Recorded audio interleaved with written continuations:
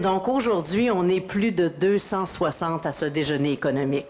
C'est vraiment extraordinaire. Merci d'être là.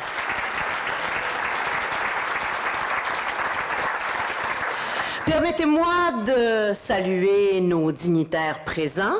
Madame André Laforêt, ministre des Affaires municipales et ministre responsable de la région du Saguenay-Lac-Saint-Jean. Bonjour André.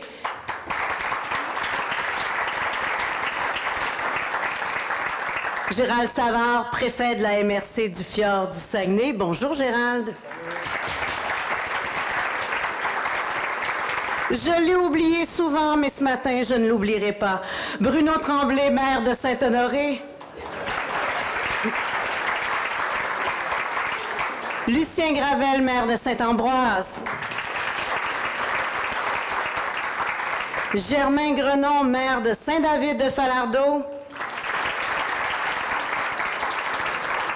J'aimerais saluer plusieurs conseillers municipaux de la ville de Saguenay qui sont présents. Merci d'être là. Lieutenant-colonel Peter Williams, commandant adjoint de la BFC de Bagotville. Bonjour, lieutenant-colonel. L'adjudant-chef de la BFC Bagotville, Mario Huard. Bonjour, Mario. Je ne sais pas où est-ce que tu es. Bonjour, Mario. Les membres de mon CA de la Chambre de commerce et d'industrie Saguenay-le-Fjord qui sont présents, merci d'être là. Au programme, aujourd'hui, une conférence de Pierre Cléroux, économiste en chef à la BDC, qui brossera un portrait de la situation économique actuelle, ainsi qu'une conférence de Emna Braham, directrice générale de l'Institut du Québec, qui présentera les données démographiques pour la région du Saguenay-Lac-Saint-Jean. Un panel de discussion conclura l'activité avec des invités de marque, soit M. Richard Jalbert, directeur général de la Commission de développement des ressources humaines des Premières Nations du Québec. Bonjour, Richard. Où êtes-vous, Richard? Ah, vous êtes là, Richard. Stéphane Lacasse, directeur général de la Conférence régionale des préfets. Bonjour Stéphane. Patrick Bérubé, gestionnaire des opérations studio et du développement régional chez Ubisoft. Bonjour Stéphane, Patrick. Et notre animatrice qui sera excellente, j'en suis certaine, Julie Labbé, PDG du CIUS Saguenay-Lac-Saint-Jean. Merci Julie d'avoir accepté ce rôle. Alors, on comprendra mieux les impacts du défi démographique dans la région avec ce beau panel de discussion.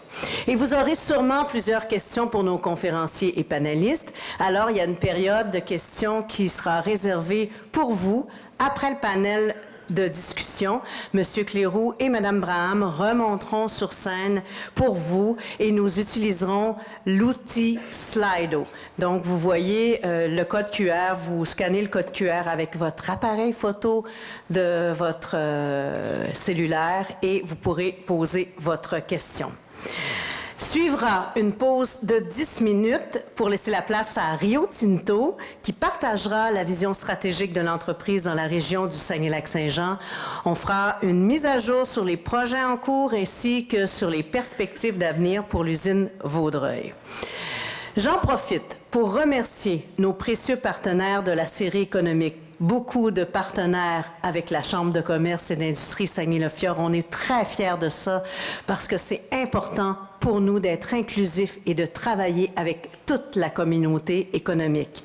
Promotion Saguenay, notre présentateur, la BDC, Investissement Québec, Service Québec, Catapulte Communication, Carrefour Jeunesse Emploi, Netris, Nous TV, KIC 95.7 et Rythme FM, et le Montagnais qui vous a offert le Mimosa ce matin. Nos partenaires annuels, Rio Tinto, la MRC du Fjord du Saguenay, Ville Saguenay, Carbone Québec et Informe Affaires. Sans plus tarder, je cède la parole à Priscilla Nemé, directrice générale de Promotion Saguenay. Alors, à toi, ma chère Priscilla. Bonjour à tous. Je me permets quelques salutations sans aller dans les détails. Madame Laforêt, bonjour. Monsieur Richard Martel, bon matin, merci d'être là aujourd'hui. Une très belle représentation de la ville de Saguenay aujourd'hui, donc plusieurs conseillers municipaux de la ville de Saguenay, arrondissement Chicoutimi, arrondissement Jonquière, arrondissement Labbé et la direction générale, donc une très belle représentation. Monsieur Gérald Savard, bonjour, merci d'être là ce matin. Messieurs les maires de la MRC du Fjord du Saguenay, lieutenant-colonel William et adjudant-chef Huard, entrepreneurs, partenaires, participants, bon matin. C'est avec plaisir ce matin d'être avec vous pour ce premier rendez-vous économique de l'année 2025. Ce rendez-vous économique aborde un enjeu crucial pour l'avenir de notre région, un enjeu qui guide un grand nombre de nos actions de développement économique, et particulièrement en matière d'attraction de talents et d'investissement et de développement immobilier, évidemment la démographie. Partout au Québec, les entreprises et les communautés font face à des défis de main-d'œuvre et cherchent à attirer des nouveaux talents. Saguenay ne fait pas exception. Pour faire face à ce défi, Promotion Saguenay a lancé en 2024 une stratégie d'attractivité sans précédent, démontrant que notre territoire propose des perspectives prometteuses aux travailleurs et des atouts incroyables afin que s'établissent des nouvelles familles à Saguenay. Une stratégie mettant en lumière notre urbanité, notre unicité. Saguenay-Capitale, le cœur de vos ambitions, s'inscrit dans la continuité de la grande stratégie régionale, le Grand Saguenay-Lac-Saint-Jean, territoire de vos ambitions. Ces actions sont la pierre angulaire pour bâtir une notoriété et positionner notre ville et notre région comme un milieu de vie hautement attrayant grâce à ses nombreux avantages concurrentiels en matière d'emploi et de qualité de vie. Ces actions qui seront maintenues tout au long de l'année 2025 et l'année 2026 sont d'autant plus importantes lorsque nous analysons les données dévoilées par l'Institut de la statistique du Québec de la semaine dernière. Ces données montrent que non seulement la région a connu une croissance record dans la dernière année, mais que cette croissance est rendue possible essentiellement par l'apport de nouveaux citoyens. Ça démontre très bien l'importance de cette stratégie et que l'enjeu du bilan migratoire régional doit être au cœur de nos priorités. Je termine en vous rappelant que l'équipe de promotion Saguenay qui est ici, donc plusieurs de nos piliers de l'équipe sont présents avec nous, sont ici pour vous accompagner au quotidien dans la réalisation de vos projets d'affaires et dans une multitude de dossiers qui ont un objectif en commun, le développement et le rayonnement de Saguenay comme un incontournable sur le plan économique, mais aussi comme un milieu de vie incroyable pour s'y établir et y investir. À tous, bon événement. Merci d'être en si grand nombre ce matin. Merci Priscilla. Comme mentionné tout à l'heure, Rio Tinto partagera sa vision stratégique de l'entreprise dans la région du Saguenay-Lac-Saint-Jean et j'invite Stéphanie Gignac, directrice exécutive pour les opérations Québec Aluminium chez Rio Tinto, à vous adresser quelques mots. Très heureuse d'être avec vous ce matin. Je remercie l'équipe de Sandra de la Chambre de commerce de nous donner l'occasion de s'adresser à vous. Donc, c'est avec plaisir, en fait, que je veux commencer en vous offrant nos meilleurs vœux, en fait, pour cette nouvelle année. En tant que membre de la communauté d'affaires, je nous souhaite de continuer à prospérer ensemble. Les succès ne sont jamais possibles que si nous priorisons ce qui compte le plus, la santé et la sécurité. Et je dirais même physique et mentale. Donc, la nôtre, celle de nos proches et celle de nos employés. En tant que leader, nous avons une responsabilité particulière, celle de donner l'exemple. Nos choix, nos actions et notre engagement à créer des environnements de travail sûrs et respectueux influencent directement nos gens. Je vous souhaite de relever les défis 2025 avec confiance tout en prenant soin de vous et de vos équipes. Également, on a eu une petite permission spéciale ce matin de la part de l'équipe de la Chambre de commerce pour prendre une vingtaine de minutes à la fin de l'activité pour ceux qui voudront le rester, évidemment, pour vous donner une longueur d'avance sur un processus d'information à la communauté qui sera enclenché dans les prochains jours au sujet des perspectives d'avenir de notre raffinerie à Vaudreuil. Robin Bouchard, Robin, je te cherche. Robin Bouchard, qui est ici, qui est notre directeur général de la raffinerie, va vous donner les informations autour de la raffinerie. Et moi, je vais en profiter en même temps pour vous faire un petit topo de ce qui se passe chez nous présentement. Donc, je suis consciente que vous avez des agendas chargés, alors sentez-vous bien à l'aise de quitter au moment où vous jugez opportun. Comme vous le savez, l'économie sera au cœur de 2025. Je pense qu'on a beaucoup de bruit actuellement. Bien que nos projets se déroulent vraiment très bien dans la région, certaines menaces planent en ce début d'année. Donc, j'ai vraiment bien hâte de vous entendre, M. Cléroux. Et merci et bon rendez-vous économique. Tous les élus, maires et conseillers, à vous lever. On a besoin de vous pour le développement de notre ville, de notre région, pour les prochaines années. Et vous faites partie prenante de ce beau développement et on est fiers de vous. Alors, je vous inviterai à vous lever, puis on va les applaudir parce qu'ils n'ont pas un travail facile. Ça prend du courage d'être élu aujourd'hui.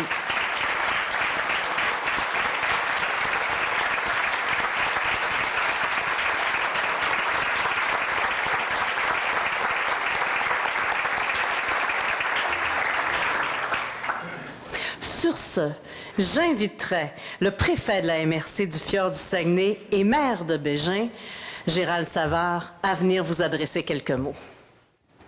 Bon matin. Ça me fait vraiment plaisir d'être avec vous ce matin. Vous savez, une petite parenthèse, tout à l'heure, peut-être que Mme de Rio Tinto a parlé. Ce qui crée de l'incertitude actuellement, c'est vraiment ce qui se passe aux États-Unis. Mais ce qui me conforte, c'est qu'on voit que les gouvernements, que ce soit Canada ou Québec, tous les gouvernements travaillent très fort pour que ce problème se règle. Ça nous réconforte.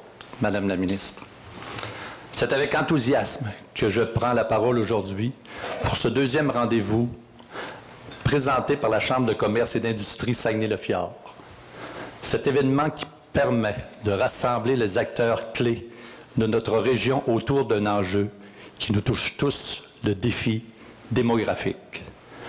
Notre région se distingue par ses richesses naturelles, sa qualité de vie, son expérience touristique et l'accueil de sa population.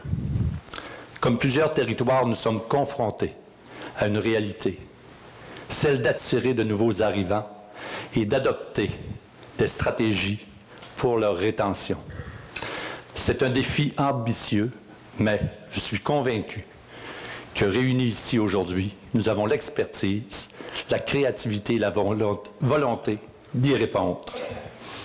Dans le Saguenay-Lac-Saint-Jean, depuis 2020, des milliers de personnes se sont ajoutées. Toute une nouvelle. La MRC s'est dotée d'un guide de nouveaux arrivants. Elle détient une entente avec le ministère de l'Immigration, de la francisation et de l'intégration, visant de mieux accueillir et retenir les nouveaux arrivants. Nous avons placé l'enjeu démographique au cœur de nos priorités. La planification stratégique MRC du Fjord, qui sera dévoilée bientôt, met en lumière une orientation claire et dédiée à l'attraction et l'intégration des nouveaux arrivants. Dernièrement, avec la ville de Saguenay, nous avons fait une entente, le SANA, le service d'accueil aux nouveaux arrivants. Une entente avec Promotion Saguenay, qui est de la ville, pour le recrutement international. Aussi, Madame la ministre, avec le Fonds Région rurale, 1,2 million pour une stratégie régionale, le grand Saguenay-Lac-Saint-Jean. Je peux vous dire que ça a fonctionné. Nous croyons fermement que nos milieux offrent tout ce qu'il faut pour attirer les talents des familles et des entrepreneurs, tout en leur permettant de s'épanouir pleinement. Ensemble, nous avons le pouvoir de transformer les défis démographiques en opportunités et stimuler notre avenir économique. Et ce, en travaillant ensemble. Maud a dit qu'on a une belle région, puis je suis fier de vous voir. Vraiment content aujourd'hui. Bonne journée. J'invite la ministre des Affaires municipales et ministre responsable de la région du Saguenay-Lac-Saint-Jean, Madame André Laforêt, à venir aussi vous adresser quelques mots. Je suis très heureuse d'être ici, évidemment. J'arrive tout justement de notre caucus précessionnel. Nous étions dans les Laurentides.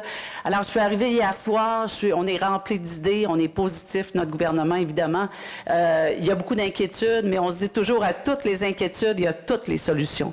Alors, oui, on va trouver des solutions. Puis les solutions, bien, ça passe par les régions.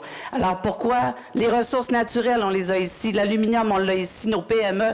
Moi, je dis toujours que nos PME, c'est les meilleures du Québec. Alors, évidemment, puis puis vous allez voir, là, dès quelques semaines, on continue à faire briller notre région. On a les minéraux critiques également, on a le port, on a l'aéroport, évidemment. Alors, on va continuer de briller à l'international. Et évidemment, oui, on va faire face à ce qui se passe aux États-Unis, comme vous le dites, M. Savard. Mais honnêtement, il faut être rassurant pour les citoyens. Il y a des élus qui travaillent de très, très près avec les citoyens. Vous le dites, c'est pas facile, Sonia, à être élue. Sandra, c'est pas facile à être élue, évidemment, mais je félicite le travail des élus municipaux, des élus provinciaux, des élus fédéraux. Hein, Richard? C'est pas facile non plus. Alors, mais c'est ensemble qu'on va réussir. Alors, merci tout le monde d'être ici. Comme je le mentionne, le début de l'année 2025 est très, très mouvementé.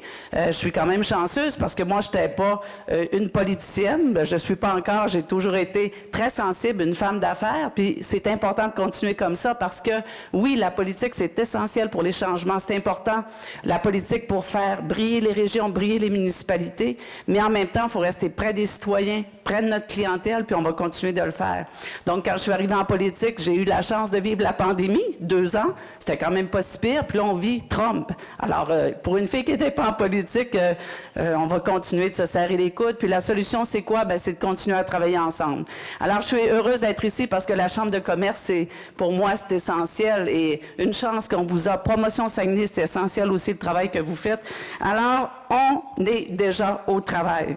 Salutations, M. Savard. Juste pour vous rassurer, le Fonds Région Ruralité va continuer, 1,3 milliard pour toutes les municipalités du Québec. En plus, on a ajouté un volet commerce de proximité. On va continuer de l'annoncer. Et il y a des petits commerces de proximité. C'est pour aider les petits commerces dans les petites municipalités qui auront de très beaux projets. Pourquoi? Pour garder les épiceries, les dépanneurs, les stations d'essence ouvertes continuellement ou encore réouvrir des commerces de proximité.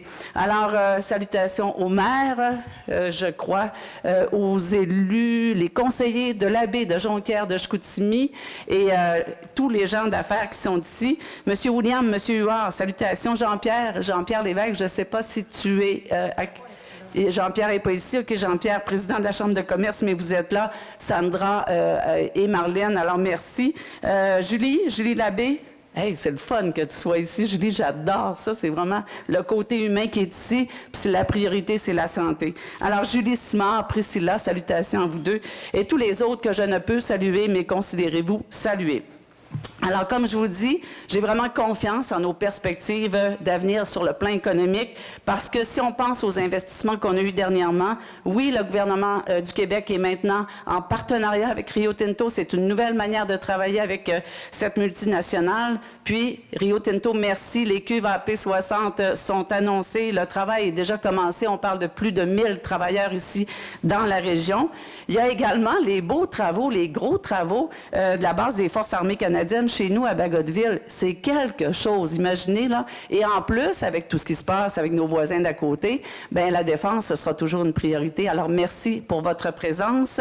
On n'oublie pas non plus Hydro-Québec. Hydro-Québec avec les grands projets énergétiques qui s'en viennent très, très prochainement. Monsieur Savard, évidemment, pour notre région, on parle de milliards d'investissements. Alors, c'est quand même du soleil à l'horizon. On va rester positif encore une fois. Donc, qu'est-ce que ces projets permettent? Créer des emplois pour notre région. On doit être prêt. Comment on doit se préparer? Construire du logement, construire de plus en plus de résidences, de logements et également donner des places en garderie. On va continuer de donner des places en garderie parce que si on accueille les familles, les enfants, évidemment, les gens vont rester ici dans la région. D'ailleurs, comme on le mentionnait, l'Institut de la statistique du Québec vient de dévoiler que la population régionale est en hausse pour une 5e année consécutive. Imaginez 5 ans qu'on augmente le nombre de citoyens ici dans la région. Puis moi, c'est sûr, j'étais un peu plus vieille, mais je me rappelle tellement quand les autobus, à chaque semaine, dans les années 90, quittaient la région on perdait des jeunes, on perdait des emplois, les autobus étaient remplis dans les années 90 et les gens quittaient notre région. Alors, évidemment, aujourd'hui, des Saguenayens et des Janois reviennent ici au Bercail, certains pour la retraite, certains pour le travail, certains pour les amis, certains pour la famille. Alors, notre notre population augmente. Donc, c'est encore une fois très positif. Le taux d'emploi ici est à 3,3 %. Au Québec, il est à 5,4 % au Québec. Alors, c'est quand même un autre point positif. Puis, si on se rappelle, dans les années 90, il était le taux de chômage à 14,8 %. Imaginez 14,8 %. Donc, on a encore des emplois de qualité à offrir. Les opportunités sont là. On va continuer d'attirer les travailleurs. Puis, quand même, j'ai toujours pensé comme ça, et même c'est ce qu'on se disait dans les Laurentides cette semaine, il faudra vraiment une bonne gestion prévisionnelle pour combler la main-d'œuvre, les besoins de main-d'œuvre. Puis, ça va toujours rester un enjeu primordial pour les entrepreneurs avant de faire face à tout besoin. Donc, la gestion prévisionnelle, c'est une priorité. Ça prend une vision, ça prend des orientations. On va continuer d'essayer de penser à l'avenir parce que si on pense à l'avenir, on va trouver des bonnes opportunités, on va trouver des solutions. Je le mentionne, à toute inquiétude, il y a toujours des solutions. Oui, on vit beaucoup, beaucoup de stress, mais ce qu'on a vécu dans les Laurentides me rassure. C'est certain que évidemment, là, on est tous des députés très, très près des citoyens, comme vous, les élus ici, pour les municipalités. Mais quand même, ce que je peux dire, c'est que merci beaucoup, Sandra, parce que des journées comme ça, des rendez-vous économiques comme ça, bien, c'est ça que ça prend. C'est vraiment, ça en prendrait même plus souvent, parce qu'il faut se parler, il faut travailler ensemble. Puis, évidemment, on va continuer de le faire pour notre belle région. Évidemment, on est chanceux, on a toutes les ressources ici. Donc, pour l'avenir, pour la région, pour le Québec, pour l'international, bien, avec l'aluminium, avec le bois, avec les minéraux critiques, et surtout nos excellentes entreprises. L'année passée, juste en un an, nos PME ont reçu plus de 48 % d'aide par rapport à 2023. Puis, les PME ont reçu 223 millions d'aides également de la part d'Investissement Québec. Alors, c'est 223 millions de plus pour nos PME. Puis, honnêtement, si on n'a pas des PME dans une municipalité ou dans une région, il n'y a rien qui va fonctionner. Alors, on commence avec nos PME. Merci tout le monde et bonne journée à tous. Merci, Madame la ministre. Dans une année de changement et de bouleversement, ça devient encore plus important de suivre des données économiques, tout comme d'être accompagné pour bien comprendre les enjeux politiques. Et parlant d'experts, nous sommes maintenant rendus à la présentation de Pierre Cléroux. Il dirige une équipe d'experts qui analyse les données économiques afin de repérer les tendances commerciales et sectorielles qui touchent les PME canadiennes. Conférencier chevronné, d'ailleurs, vous êtes là aujourd'hui pour l'entendre pour la 5e année. Il aide les propriétaires d'entreprises à comprendre les risques et les occasions que recèle le contexte économique. Il est aussi président du Comité des services financiers, capitaux et économie de la Fédération des chambres de commerce du Québec, président du groupe de travail sur la productivité de l'industrie canadienne du tourisme. Et les derniers jours n'ont pas dû être de tout repos pour vous, Monsieur Cléroux, avec l'annonce des tarifs douaniers Amazon qui se retire du Québec. Sincèrement, sa venue tombe à point pour discuter de perspectives économiques. Accueillons notre fidèle partenaire du mois de janvier, Pierre Cléroux. Je dois dire que cette année, c'est une année un peu particulière. On commence l'année en Lyon en termes d'économie, en termes, je dirais, d'incertitude. D'où le titre « Une croissance malgré tout ». Donc, je vais essayer de vous dresser un portrait de à quoi on doit s'attendre cette année, en 2025 et un peu en 2026. Mais avant de commencer, je vais vous poser la question. Levez votre main parmi ceux d'entre vous qui pensez que cette année, on aura une meilleure croissance économique que l'an passé. Levez votre main si vous pensez qu'on aura une meilleure croissance économique cette année. Pas beaucoup de mains levées. Donc, vous êtes au bon endroit. Parce que, en fait, je vais essayer de vous convaincre, dans les 15 prochaines minutes, que la croissance économique cette année va être meilleure que l'an passé. Malgré tout. Malgré l'incertitude que nous connaissons tous présentement, la raison, c'est que la baisse des taux d'intérêt va nous aider, va aider l'économie du Québec et du Canada. La baisse des taux d'intérêt va aider les consommateurs à dépenser davantage et ça va stimuler notre économie. Ceci dit, évidemment, il y a beaucoup d'incertitudes et il y a un nuage au-dessus de nos têtes. Mais je vais essayer de vous démontrer que malgré ce nuage, l'économie va s'améliorer. Ma présentation a deux parties. Je vais commencer par le Canada, je vais revenir sur le Québec. D'abord, il y a quelques bonnes nouvelles quand même. D'abord, la première bonne nouvelle, c'est qu'on a passé à travers la hausse des taux d'intérêt. Vous vous souvenez, il y a 2 ans, la Banque du Canada a augmenté les taux d'intérêt pour ramener l'inflation à 2 %. L'inflation était très élevée, plus de 8 % à un moment donné.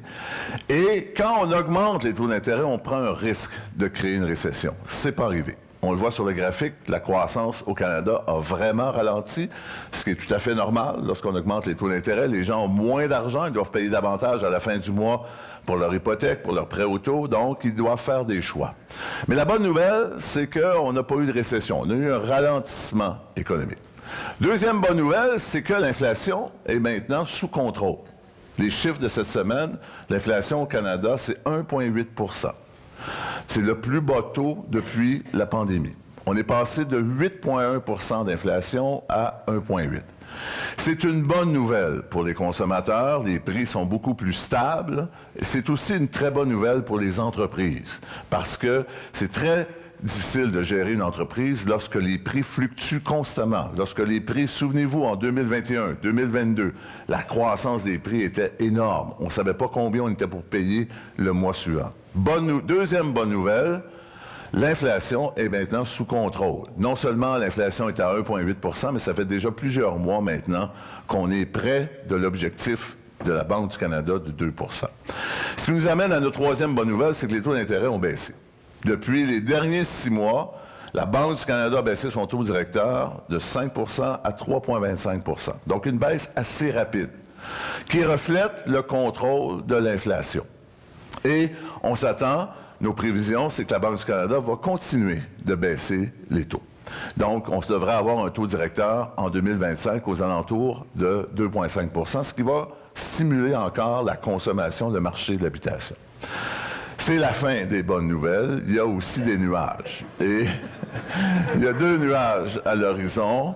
Le premier, c'est les changements au niveau des seuils d'immigration. Et Edmond va en parler beaucoup plus que moi.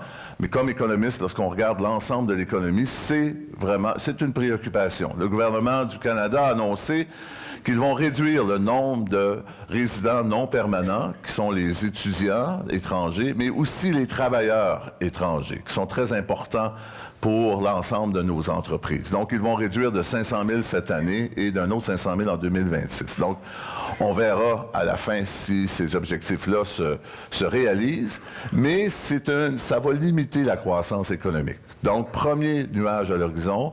Deuxième nuage, bien, tout le monde le sait, c'est l'élection de M. Trump. Il a déjà annoncé un certain nombre de choses. Il y a un certain nombre de choses qui devraient aider la croissance économique américaine, par exemple les réductions d'impôts, la déréglementation. Ça va par rebond aider l'économie canadienne, mais la grande préoccupation, c'est les tarifs. Et malheureusement, j'ai beau avoir une boule de cristal, ma boule de cristal ne me dit pas les tarifs vont ressembler à quoi. On ne sait pas vraiment, c'est vraiment très, très difficile de prédire quels seront les tarifs.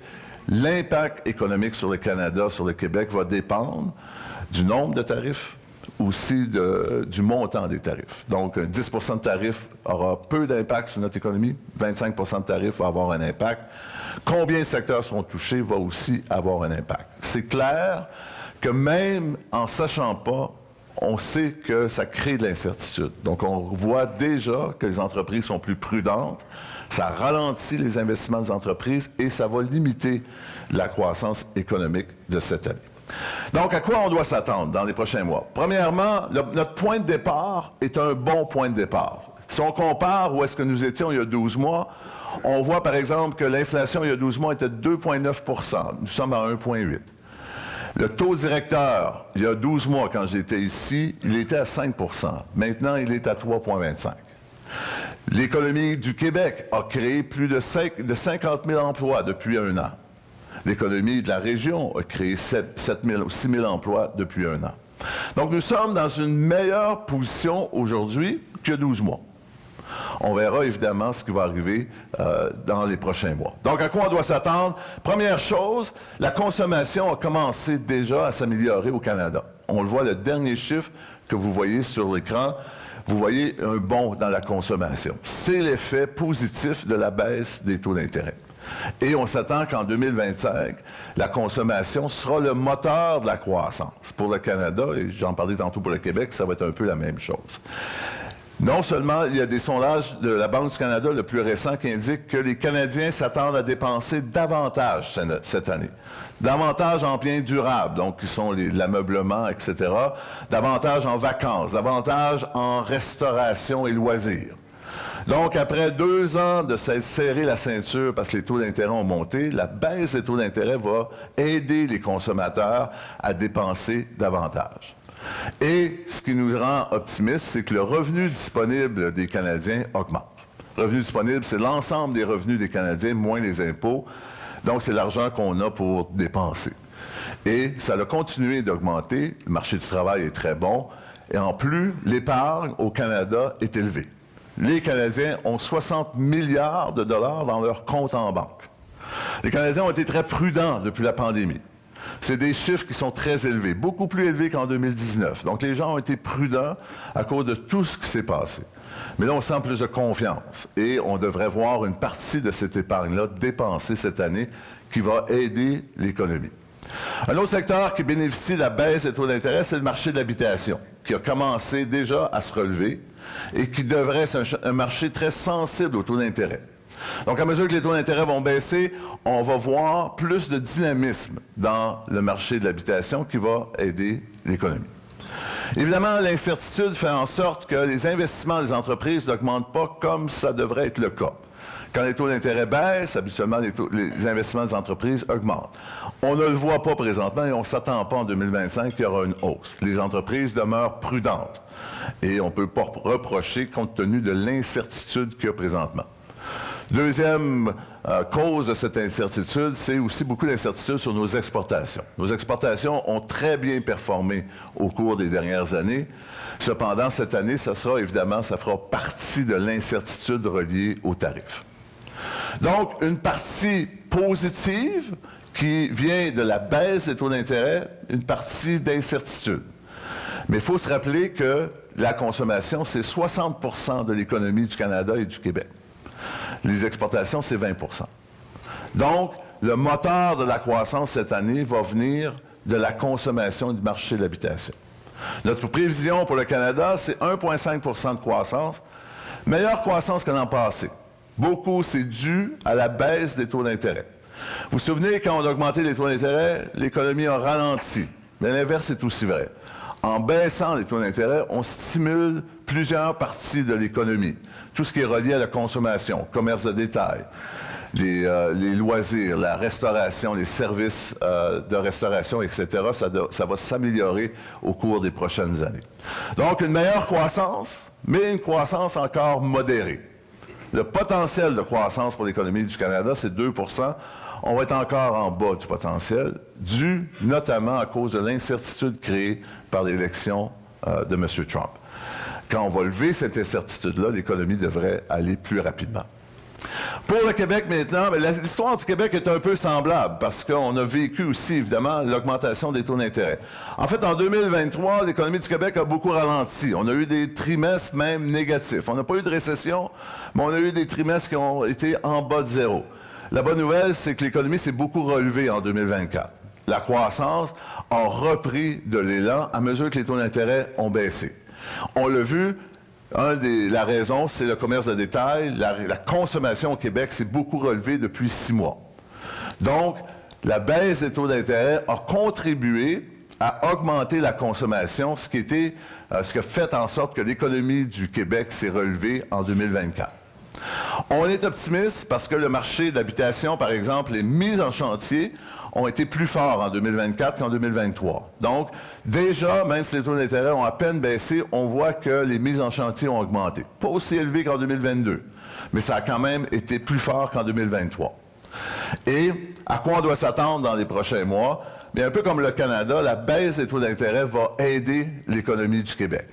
Une des bonnes nouvelles, c'est que les revenus disponibles au Québec continuent d'augmenter. Revenus disponibles, je vous le rappelle, c'est tous les revenus, les salaires, les revenus d'investissement que les gens ont, moins les taxes. Donc, c'est l'argent que les gens ont à dépenser. Ça fait en sorte que quand les gens, leurs revenus augmentent, bien, ils dépensent davantage, ils stimulent l'économie. Et une des raisons pourquoi les revenus disponibles augmentent, c'est que les salaires ont augmenté plus rapidement que l'inflation au cours des dernières années. Si vous regardez le graphique, là, en 2021-2022, le salaire moyen au Québec a augmenté de 10 %. Donc, même si l'inflation a augmenté rapidement, les salaires au Québec continuent d'augmenter plus rapidement que l'inflation. Donc, les consommateurs ont été évidemment touchés par l'augmentation de l'inflation, mais en général, ils s'en sont mieux sortis parce que les salaires ont augmenté. Et les salaires ont augmenté rapidement au Québec, plus rapidement qu'ailleurs au Canada, parce qu'on a un marché du travail assez serré. Edmond va en parler tantôt. Mais le fait que notre marché du travail est serré, ça veut dire que ça met de la pression sur les salaires. Cette année, en 2025, notre prévision, c'est que l'inflation sera de 2 %, mais les salaires vont augmenter encore plus rapidement. C'est une bonne nouvelle pour les consommateurs, moins bonne nouvelle pour les entreprises. Hein? On sait que ça met beaucoup de pression sur notre masse salariale. Mais pour l'économie, la bonne nouvelle, c'est que lorsque les gens ont des salaires plus élevés, ils dépensent davantage. Et l'autre bonne nouvelle, Mme la ministre l'a mentionné, le taux de chômage au Québec, il est de 5,7 %. C'est le plus bas taux de chômage au Canada. Il n'y a pas une autre province au Canada qui a un taux de chômage aussi bas. En Colombie-Britannique, c'est 6 %. En Ontario, c'est plus de 7 %. La moyenne canadienne est de 6,7 %. Ça va aider l'économie du Québec. Non seulement les salaires augmentent, mais il y a plus de Québécois qui travaillent. Non seulement il y a plus de Québécois qui travaillent, mais la proportion de Québécois qui travaillent est plus élevée. Donc, ça va aider la consommation qui va être le moteur de la croissance. En plus de la consommation, il y a des projets majeurs qui sont enclenchés au Québec qui vont faire en sorte que ça va supporter l'économie également. On a parlé d'Hydro-Québec qui ont annoncé plus de 100 milliards de projets pour augmenter leur capacité de production d'électricité. Nordvolt, on a mis un petit astérix à côté, mais Nordvolt continue de fonctionner, on pense que c'est un projet qui va se réaliser. Bon, il y a eu beaucoup de discussions, fait qu'on a mis un astérix quand même pour être prudent. Mais c'est 7 milliards d'investissements qui vont aussi stimuler l'économie. Donc, la consommation va être une grande partie, va être le moteur de la croissance pendant la prochaine année. Les projets majeurs d'investissement vont aussi aider et les dépenses gouvernementales continuent d'être élevées. On peut être en accord ou en désaccord, dépendamment de notre point de vue politique, mais pour un économiste, c'est positif, parce que ça veut dire que ça stimule l'économie. Donc, notre prévision pour le Québec, 1,5 % de croissance, tout comme le Canada. Si vous regardez le graphique, ce sera la meilleure croissance économique depuis 3 ans. Donc, la baisse des taux d'intérêt aura vraiment eu un impact positif sur l'économie du Québec et on aura une meilleure croissance cette année. Donc, en conclusion, il y a beaucoup d'incertitudes. Et l'incertitude va limiter la croissance économique cette année, tant au Québec qu'au Canada. Mais il ne faut pas oublier que le fondamental de l'économie, la consommation, qui compte pour 60 à 65 % de l'économie, va nous aider cette année à avoir une croissance économique. La baisse des taux d'intérêt, qui a ralenti l'économie pendant 2 ans, va stimuler la consommation et va stimuler le marché de l'habitation. On espère que les nouvelles qui vont venir au sud de la frontière vont quand même nous aider à avoir cette croissance. Mais on s'attend à une meilleure croissance, tant au Québec qu'au Canada que l'an passé. Je vais m'arrêter ici. Merci beaucoup. Je vous présente Mme Emna Braham et sa présentation sera parfaitement alignée avec la présentation parce que nous parlerons plus précisément du bilan démographique dans la région du Saguenay-Lac-Saint-Jean. Plusieurs en ont parlé, Mme la ministre, Priscilla, c'est un enjeu majeur. Puis plusieurs l'ont mentionné également, il y a quelques jours à peine, l'Institut de la statistique du Québec nous apprenait que le Saguenay-Lac-Saint-Jean avait connu sa plus forte augmentation de la population dans la région depuis que des données sont disponibles à l'ISQ. Et c'était notamment en raison de l'immigration temporaire, un sujet d'ailleurs qui inquiète énormément les entreprises du Québec. Nous avons la chance de recevoir aujourd'hui donc la présidente directrice générale de l'Institut du Québec. Donc, ne pas mélanger avec l'Institut de la statistique du Québec. C'est deux organisations différentes. Je l'ai rencontrée il y a 2 ans. J'ai eu un coup de cœur professionnel pour cette femme-là. Elle dirige une équipe d'économistes dédiée à la réalisation d'études basées sur les faits probants et des propositions de politique publique. Elle apporte également sa contribution sur différentes plateformes visant à vulgariser les enjeux économiques. Emna a occupé divers postes d'économiste et s'est spécialisée plus particulièrement dans les enjeux inhérents au marché du travail et à la formation. Elle est détentrice d'une maîtrise en économie de l'Université Queen's et d'un baccalauréat en administration des affaires des HEC Montréal. Accueillons Emna Braham. Aujourd'hui, je voulais vous parler, au-delà des soubresauts de l'économie, et puis il va y en avoir beaucoup au cours de la prochaine année, il y a des phénomènes un peu plus de fond qui façonnent notre économie et notre capacité à avoir du succès en affaires. Ils sont un peu moins visibles, mais il faut quand même garder l'œil dessus. C'est notamment le cas de la démographie, l'évolution de notre population. On parle depuis plusieurs décennies du vieillissement de la population. Ça nous inquiète, le fait qu'il y a, comme le Saguenay, comme le Québec, comme la plupart des pays occidentaux, on a de moins en moins de naissances et notre espérance de vie augmente, ce qui fait vieillir la population. Ce vieillissement de la population au cours des dernières décennies s'est surtout fait sentir sur le marché de l'emploi, des pénuries de main-d'œuvre, des difficultés à recruter, beaucoup de départs à la retraite. Pour illustrer un peu le phénomène, je vous donne un exemple. J'ai pris les chiffres du Saguenay en 2000. Pour chaque 100 personnes de 60 à 69 ans, donc qui réfléchit ou qui est en train de prendre sa retraite, on avait 150 jeunes de 20 à 29 ans qui démarraient leur carrière. Alors, quand on avait un poste à remplacer, les candidats se bousculaient à la porte. En 2013, lorsque moi j'ai fini mes études et j'ai commencé ma carrière en économie, pour chaque 100 départs à la retraite, on avait 87 jeunes qui commençaient. C'était beaucoup plus facile pour nous de trouver une job. C'était beaucoup plus difficile de combler des postes pour les employeurs. Ma fille qui a 5 ans, en 2040, a priori, lorsqu'elle va commencer sa carrière, vous pensez quel sera le ratio entre les départs à la retraite et les jeunes qui commencent sur le marché du travail? 40? Ben, en fait, pas du tout. La situation va complètement s'inverser. Il y aura, pour chaque 100 départs à la retraite en 2040, il y aura 108 jeunes qui vont être sur le marché du travail.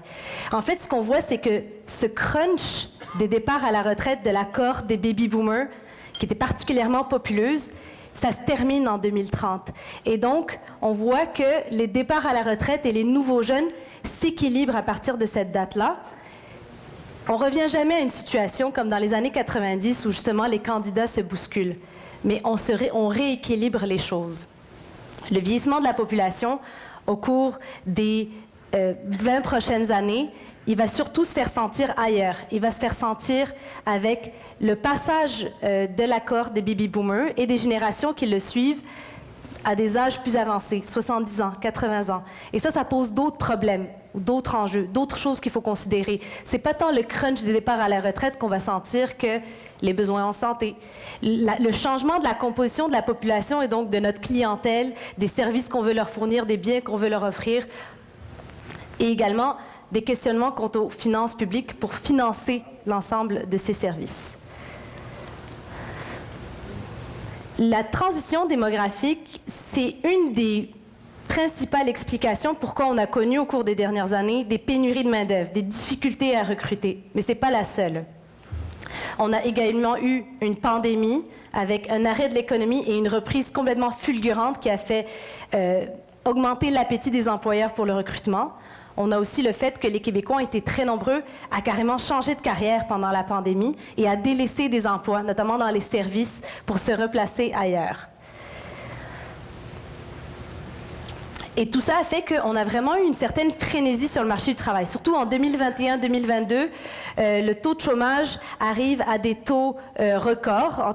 Ils deviennent très, très faibles. On a énormément de postes à combler dans l'ensemble de l'économie. Et les gens changent d'emploi, les salaires augmentent rapidement. Nous, on parle vraiment de frénésie sur le marché du travail pendant les années 2021-2022.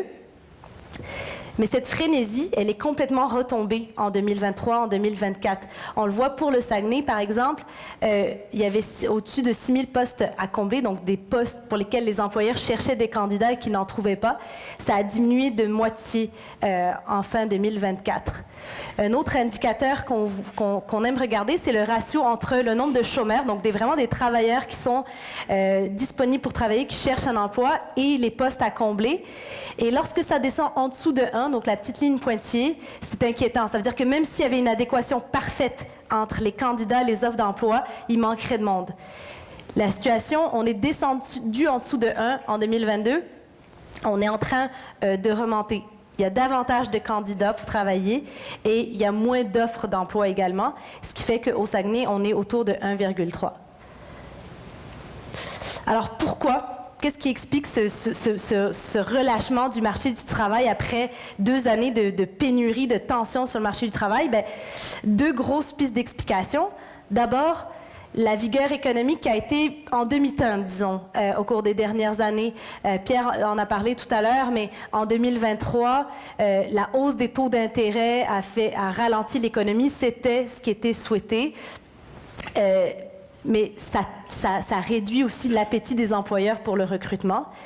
En 2024, ça a été une bonne année de croissance économique, mais ça cache un petit peu une réalité un peu plus complexe, parce que ça a été beaucoup porté par le bond démographique, l'immigration qui a été très importante. Quand on regarde d'autres indicateurs, quand on regarde la productivité, le PIB par habitant, ou même qu'on sonde les employeurs, on a senti en 2024 qu'ils étaient peut-être un peu moins courageux, un peu moins aventureux, un peu moins friands d'aller faire des nouvelles embauches parce qu'il y a de l'incertitude, parce que même si l'inflation a diminué, les prix de plein de choses sont encore très élevés, les taux d'intérêt sont encore élevés.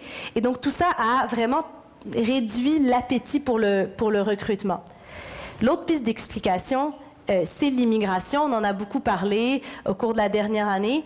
L'immigration, au Québec, c'est surtout l'immigration temporaire qui a augmenté de manière très importante à la sortie de la pandémie et qui a vraiment fait croître toute la population du Québec et donc le nombre de candidats qui sont disponibles pour travailler. Alors oui, on parle parfois de travailleurs qu'on est allé recruter directement à l'international, qu'on a fait venir avec des permis fermés, avec le programme des PTET par exemple, mais il y a aussi tous les étudiants qui ont été nombreux à travailler pendant leur étude.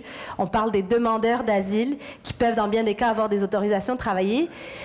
Tout ça, c'est venu gonfler le bassin de travailleurs disponibles qu'on a au Québec. Et donc, ça a fait baisser... ils sont venus, finalement, dans bien des cas, pourvoir des postes qui étaient ouverts. Les chiffres ici, c'est ceux pour le Québec, mais j'ai demandé pour le Saguenay. Et ce qu'on voit, c'est qu'en 2024, le Saguenay a accueilli à peu près 3500 immigrants temporaires. C'est 4 fois plus qu'en 2022. Donc, c'est vraiment des chiffres qui ont énormément augmenté. Puis, c'est 10 fois plus que le nombre d'immigrants permanents, donc des personnes qui ont eu des résidences permanentes qui ont été acceptées dans la région. Donc, c'est vraiment un changement du portrait de la main-d'œuvre. Et ça a fait vraiment relâcher le marché du travail, mais ça a été assez inégal selon les régions.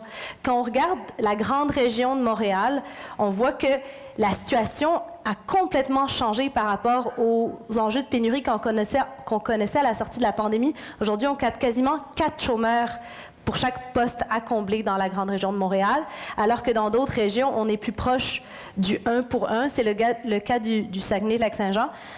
Ça, c'est une bonne nouvelle pour les travailleurs qui cherchent un emploi. Ça veut dire que les opportunités d'emploi sont là. Ça veut dire que pour les employeurs, il y a encore des tensions dans certaines régions pour trouver assez de candidats pour travailler. Mais on voit quand même qu'on est au-dessus de cette ligne du 1 pour 1. Alors, la grosse question, est-ce que les pénuries de main-d'œuvre sont derrière nous? Je n'ai pas de boule de cristal comme Pierre, mais on peut faire des suppositions. Ce qu'on voit, c'est que la réponse est peut-être un peu plus complexe parce que ce qu'on voit, c'est que les grosses pénuries, la pénurie généralisée de main-d'œuvre, semble être en grande partie derrière nous pour l'instant. Par contre, on voit qu'il y a encore des enjeux de recrutement ou des difficultés à recruter dans certains secteurs. Alors, je vous ai montré ici, par exemple, pour donner un exemple, le nombre de nouveaux travailleurs issus de l'immigration temporaire, dans quelle industrie ils travaillent, et à côté de ça, les postes à combler qui ont diminué au cours de la dernière année. Parce qu'on se dit, bien, ces nouveaux travailleurs, ils ont dans bien des cas comblé des postes. Et on voit un peu 3 cas de figure. On a des secteurs qui ont largement bénéficié de l'apport de ces immigrants temporaires. C'est notamment le secteur manufacturier, donc la fabrication, l'hébergement et les services de restauration et le commerce. Un nombre important d'immigrants temporaires qui sont venus, puis on l'a vu, ça a comblé des postes. Les postes vacants ont diminué de manière importante. On a un autre cas de figure qui est les soins de santé. Même si on a eu davantage de travailleurs temporaires qui sont venus, les postes vacants ne diminuent quasiment pas. Et ça s'explique par le fait que les besoins de main-d'œuvre en santé, ils ne dépendent pas de l'économie. L'économie peut aller bien ou elle peut aller mal. On a quand même besoin d'infirmières, de médecins, d'aides-soignantes. Et ça, c'est un des éléments qu'on voit, les postes vacants, malgré des embauches très importantes dans le secteur de la santé dans les dernières années, il y a encore des besoins qui sont importants. Le troisième cas de figure, c'est la construction. La construction, l'immigration temporaire a très peu contribué à combler des postes vacants, les besoins de main-d'œuvre dans la construction. Alors, les postes vacants, ils ont diminué un petit peu à cause de la conjoncture économique, mais c'est un des enjeux, alors qu'on sait que c'est un secteur qui va être appelé à avoir énormément besoin de main-d'œuvre, les infrastructures, les logements, la transition énergétique. Ce qu'on voit également, c'est que malgré le relâchement du marché du travail, il y a encore des difficultés qui sont persistantes pour le recrutement de certains profils de travailleurs. Là, c'est des données qui sont un peu différentes, mais qu'on a réussi à avoir pour le Saguenay. On voit, c'est une situation qui est assez similaire, en fait, à travers le Québec, mais on a un peu beaucoup de postes vacants encore dans certains types de travailleurs. Tout ce qui est les ventes et services, il y a énormément de roulements. Ça, c'est partout. Et donc, ce qui fait que c'est des emplois d'entrée, des emplois pour les jeunes. Il y a des besoins de recrutement qui sont constants. Puis, on voit que ça vient toujours créer une certaine tension dans les économies régionales. On voit peut-être plus critique, c'est tous les métiers. Donc, on peut penser aux métiers de la construction, aux métiers dans le secteur manufacturier, où il y a besoin d'une formation et où on manque de monde. Et surtout, on voit que les inscriptions dans les établissements d'enseignement n'augmentent pas non plus. Et finalement, les sciences naturelles appliquées et le domaine apparenté, c'est vraiment tout le secteur de la santé où les besoins vont être encore très importants.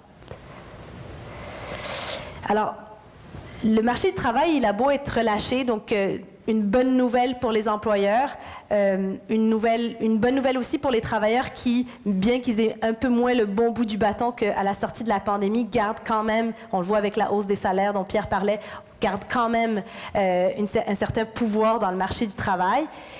Mais ce qu'on voit également, c'est que les enjeux de main-d'œuvre, ils vont rester cruciaux au cours des prochaines années, surtout que les besoins en travailleurs vont être appelés à augmenter, notamment dans la région du Saguenay-Lac-Saint-Jean, où il y a des investissements importants en hydroélectricité, en infrastructure, dans le secteur industriel, qui vont nécessiter davantage de travailleurs, notamment dans la construction.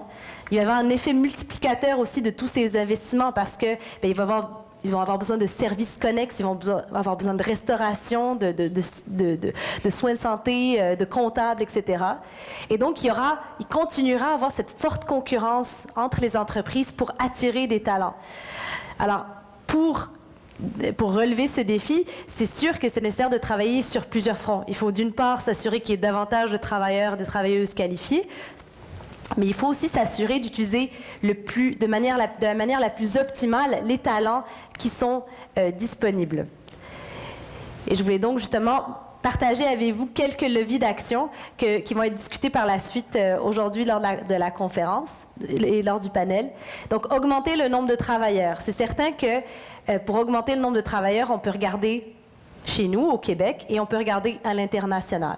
Pour le chez nous, vous avez été nombreux à le mentionner, la question du solde migratoire. Donc, entre les régions du Québec, il y a aussi de la compétition pour attirer les talents. Et ce qu'on voit, c'est que le Saguenay, au cours des dernières années, surtout depuis la pandémie, compte davantage de personnes qui arrivent dans la région que de personnes qui quittent. Et ça, c'est une excellente nouvelle. Mais ce qu'on voit, ce qui est vraiment intéressant, c'est que c'est davantage dû au fait qu'il y a moins de personnes qui partent que du fait qu'il y ait plus de personnes qui arrivent. Et donc, garder les jeunes c'est un point de départ, c'est un bon levier pour accroître le nombre de travailleurs, de travailleuses qualifiés disponibles, surtout que pendant la pandémie, il y a eu comme les Québécois ont été plus nombreux à déménager entre les régions. C'était le moment avec le télétravail, etc. En 2024, on a vu que la mobilité interrégionale, elle s'est vraiment calmée. Donc, les Québécois sont moins prônes à aller déménager, surtout pour le travail. Mais donc, garder les personnes qui sont déjà là, c'est un levier intéressant. L'autre levier, c'est l'immigration internationale. Alors qu'on parle d'immigration permanente ou temporaire, c'est attirer davantage d'immigrants qui vont venir s'installer dans la région. Par contre, il faut être lucide, ça va se faire dans un contexte où l'immigration temporaire est vraiment en mode ralentissement pour le Québec. Depuis janvier 2024, après avoir ouvert les vannes de l'immigration temporaire, les gouvernements fédéral et provincial sont en train de vouloir ralentir l'immigration. Ils se sont donné des cibles d'ici 2027 de ramener jusqu'à 5%, l'équivalent de 5% de la population, le nombre d'immigrants temporaires pour le gouvernement fédéral. Le gouvernement provincial va l'annoncer cet été, son objectif. Et on a entendu un nombre de nouvelles annonces finalement de resserrement de différents programmes d'immigration. On essaye de les suivre, mais il y en a beaucoup.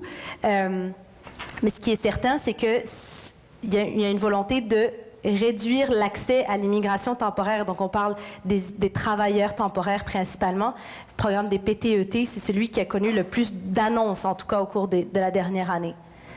Mais par contre, c'est aussi quelque chose qui va peut-être être plus graduel que ce qu'on penserait, parce que nous, quand on regarde vraiment le nombre de permis émis ou de renouvellements émis chaque mois pour l'ensemble du Québec, pour les permis de travail, donc c'est le programme de mobilité internationale et le programme des travailleurs étrangers temporaires, on voit qu'en 2024, la ligne pleine, on suit la tendance de 2023. Donc, il n'y a pas encore vraiment de ralentissement de l'immigration temporaire.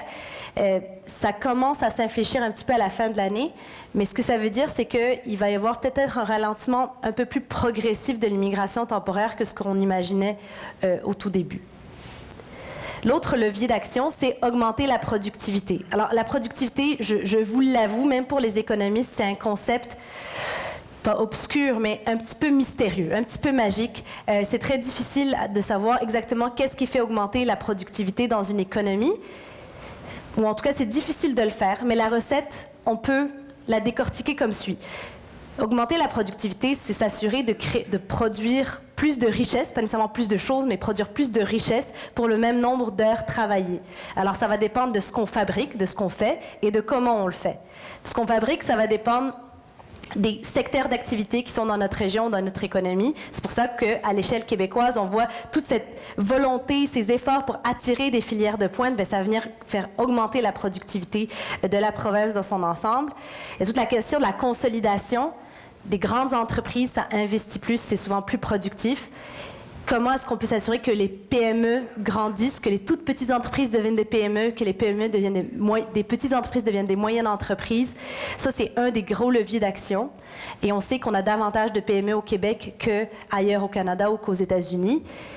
Il y a l'évolution des modèles d'affaires. Et ça, pour vous donner un exemple qu'on a tous connu, c'est pendant la pandémie, les restaurants qui ont changé leur façon de servir aux tables, qui ont changé leurs erreurs, qui ont fait évoluer leur modèle d'affaires, qui produisent la même chose, mais comment est-ce que je le fais avec moins de travailleurs? C'est ça la question. Ça va dépendre aussi de comment on fait les choses, la productivité. Alors, il y a l'investissement, la machinerie, la technologie, automatiser, utiliser des nouveaux logiciels, tout ça va venir augmenter la productivité. Il y a les talents, avoir de la main-d'œuvre qualifiée, formée tout au long de la vie, c'est un des leviers importants. Et à la réorganisation du travail. Donc, comment est-ce qu'on peut revoir nos façons de faire, revoir comment on organise notre travail. Je vais revenir sur l'investissement et les talents rapidement. Sur l'investissement, le Québec investit moins le Québec et le Canada accusent un retard dans l'investissement, dans la machinerie, dans la technologie. C'est bien connu. Mais au cours de la dernière décennie, on a vraiment creuser l'écart avec les États-Unis.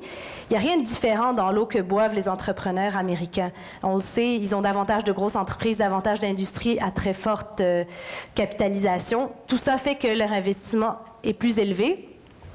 Mais lorsque nous, on a essayé de demander également aux entrepreneurs, notamment dans le secteur manufacturier, qu'est-ce qui bloquait les décisions d'investissement, on se rendait compte que même lorsque l'argent était là, même lorsque les incitatifs étaient là, souvent, c'était des enjeux de main-d'œuvre qui bloquaient les décisions d'investissement. Donc, on n'investit pas parce qu'on n'a pas les gestionnaires qui connaissent quelles sont les technologies, qui ont intégré ça dans leur stratégie. On a des employés qui peuvent être réticents.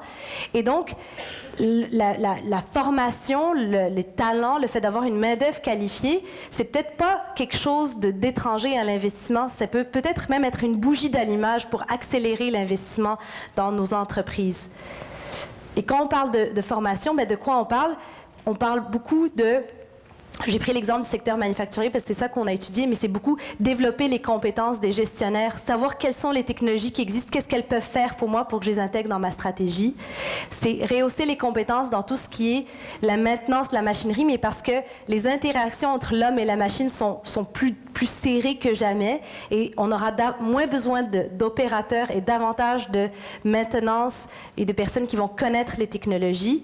Et finalement, automatiser pas des emplois, bien souvent, c'est automatiser les tâches qui sont les plus ingrates, les plus difficiles à vendre aussi comme employeur parce que, et je vais finir avec ça, ce qu'on voit, c'est que le défi, c'est pas nécessairement de voir combien de travailleurs de moins j'ai besoin, mais comment est-ce que je peux rendre mes emplois les plus attrayants, les plus gratifiants possibles, parce que c'est ça, finalement, qui va me permettre de me démarquer avec les autres employeurs pour recruter les talents qui sont disponibles.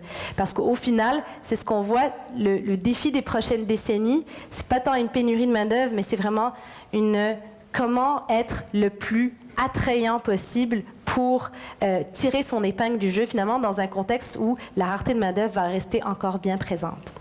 Merci. Place au panel de discussion. Alors, je les inviterai un à un à prendre place. Notre animatrice, Julie Labbé, PDG du CIUS du Saguenay-Lac-Saint-Jean.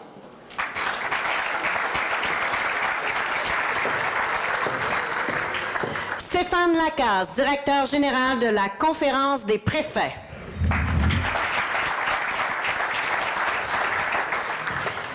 Richard Gilbert de la Commission de développement des ressources humaines des Premières Nations du Québec. Et Patrick Bérubé d'Ubisoft. Alors, bon panel à vous quatre. Merci. Donc, je pense, Sandra, il faut parler proche. Est-ce qu'il y a un test de son au fond de la salle? Ça va? Merci. Donc, c'est un plaisir de me retrouver avec vous, avec nos chers panélistes. J'en profite, tout comme Stéphanie, pour vous souhaiter la bonne année, de la santé, ça va de soi. Et j'en profiterai pour remercier Sandra et toute son équipe pour cette extraordinaire activité. Quel beau rendez-vous. Je pense que ça mérite une bonne main d'applaudissements. Merci, Sandra. On essaie de trouver notre confort sur le siège, hein? Donc, on va se lancer, puis je me lance avec toi, Stéphane. Ça va? Oui, ça va bien. On brise la glace. 2023, tu as lancé la stratégie d'attraction Le Grand Saguenay-Lac-Saint-Jean. Quel site web extraordinaire, très inspirant. On l'utilise pour nous aussi, pour nos employés, nos médecins. À quoi les entreprises doivent s'attendre dans la prochaine année en matière d'emploi? On était très inspirés juste avant. Hein? Oui, bien, merci de la présentation. En fait, peut-être un petit retour en arrière sur la stratégie qu'on a lancée en 2023. On devait se doter d'une image de marque régionale. On voulait s'assurer, lorsqu'on va à l'extérieur de la région, soit dans des salons ou encore des choses comme ça, on devait avoir une image de marque régionale. Donc, on a lancé le Grand Saguenay-Lac-Saint-Jean. Par la suite aussi, on a travaillé beaucoup sur l'attractivité à l'international. On a vu que les chiffres d'amenant tantôt au niveau des immigrants temporaires, les entreprises accompagnées des services d'aide aux entreprises ont travaillé sur plusieurs missions. Comment on aide les entreprises à aller à l'extérieur. Donc, on a vu de l'augmentation. Et également, on voulait mobiliser l'ensemble des acteurs de la région sur, justement, l'attractivité. Donc, la stratégie a servi à ça en premier lieu. Cette année, on se rend compte qu'au niveau de l'emploi, on doit revoir nos stratégies. On doit travailler plus sur le recrutement hors région.